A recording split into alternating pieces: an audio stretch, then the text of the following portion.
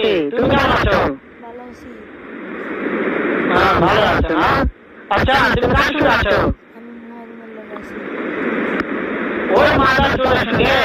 ওই মাদার চোর তো এতই হারামজাদা, ওই শুয়োর বাচ্চা, ওই লক্ষ্মীর বাচ্চা, ওই সারাদিন বেলা নাগিয়েছে, এতই নাগিয়েছে। ওই হারামজাদার আমি সামনে পাইলে একটা এমন একটা চটকানি মারবো, সারা মাদার চোর। ওষুধ আছে?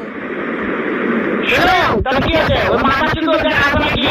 ও আমার কথা সব শুনতেছে।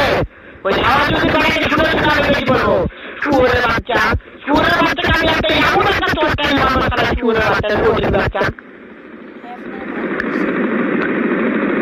তাই নাকি?